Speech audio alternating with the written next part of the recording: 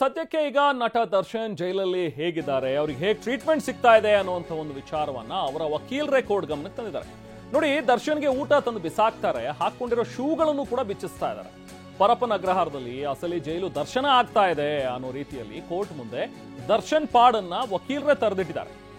ದರ್ಶನ್ಗೆ ಕಾಂಡಿಮೆಂಟ್ಸ್ಗೆ ಹಣ ಕೊಡೋದಕ್ಕೂ ಬಿಡ್ತಾ ಇಲ್ಲ. ಜೈಲಿನೊಳಗೆ ಊಟ ಬಿಸಾಕೋ ಕೆಲಸ ಮಾಡ್ತಾರೆ. ಶೂ ಹಾಕೊಂಡು ಹೋದ್ರೆ ಶೂಗಳನ್ನು ಬಿಚ್ಚಿಸ್ತಾರೆ ಅಂತ ಹೇಳಿ ಕೋರ್ಟ್ ಮುಂದೆ ದರ್ಶನ್ ಪರ ವಕೀಲರು ತಮ್ಮ ಅಳಲನ್ನ ತೋಡ್ಕೊಂಡಿದ್ದಾರೆ. ಯಾಕೆ ಹೀಗೆ ಒಬ್ಬ ವಿಚಾರಣಾಧೀನ ಖೈದಿ ಇನ್ನು ವಿಚಾರಣೆಯನ್ನು ಎದುರಿಸ್ತಾ ಇದ್ದಾರೆ. ಸುಪ್ರೀಂ ಕೋರ್ಟ್ ಹೇಳಿದೆ ನಿಜ, ಯಾವುದೇ ಸ್ಪೆಷಲ್ ಸವಲತ್ತುಗಳನ್ನ ಕೊಡಬೇಡಿ ಅಂತ ಹೇಳಿ ದರ್ಶನ್ಗೆ ಹೇಳಿದೆ.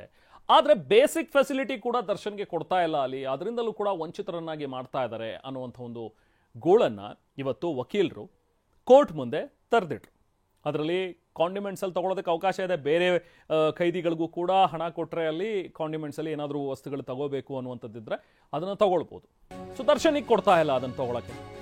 ಇನ್ನು ದರ್ಶನ್ಗೆ ಮತ್ತೊಂದು ಹಾಸಿಗೆ ತಿಂಬು ಕೊಡಿ ಅಂತ ಕೇಳ್ತಾ ಇದೀವಿ, ಅದನ್ನು ಕೂಡ ಕೊಡ್ತಾ ಇಲ್ಲ ಅಂತ ಹೇಳಿ ಆರೋಪಿ ಪರ ವಕೀಲರು ಸುನಿಲ್ ಕುಮಾರ್ ಅವರು ವಾದ ಮಂಡಿಸಿದರು. ಇದು ಬೇಸಿಕ್ ಫೆಸಿಲಿಟಿ ನಾವು ಕೇಳ್ತಾ ಇರೋದು.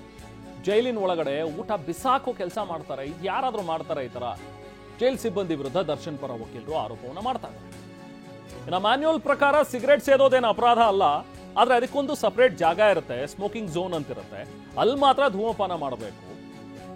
ಈ ಹಿಂದೆ ದರ್ಶನ್ ಸಿಗರೇಟ್ ಹಿಡಿದಂತ ಫೋಟೋ ಏನು ಬಯಲಾಗಿತ್ತಲ್ಲ, ಈ ವಿಚಾರವಾಗಿಯೂ ಕೂಡ ಮಾತಾಡಿದ್ದಾರೆ. ಫೋಟೋ ಬಯಲಾಯ್ತು ಅನ್ನೋ ಕಾರಣಕ್ಕೆ ಅವ್ರನ್ನ ಬಳ್ಳಾರಿಗೆ ಶಿಫ್ಟ್ ಮಾಡಿದ್ರು. ಆದ್ರೆ ಜೈಲಿನ ನಿಗದಿತ ಸ್ಥಳದಲ್ಲಿ ಸ್ಮೋಕಿಂಗ್ ಝೋನ್ ಇದೆ, ಅಲ್ಲಿ ಅವರಿಗೆ ಸ್ಮೋಕಿಂಗಿಗೆ ಅವಕಾಶ ಕೊಡ್ಬೋದಲ್ಲ, ಮ್ಯಾನ್ಯುಯಲ್ ಅಲ್ಲೇ ಇದೆ, ಜೈಲ್ ಮ್ಯಾನ್ಯುಯಲ್ ಅಲ್ಲಿ. ಸೊ ಅದು ಕೂಡ ಸಿಗ್ತಾ ಇಲ್ಲ ಅನ್ನುವಂಥದ್ರ ಬಗ್ಗೆ ತಮ್ಮ ಅಳಲನ್ನ ತೋಡ್ಕೊಂಡಿದ್ದಾರೆ.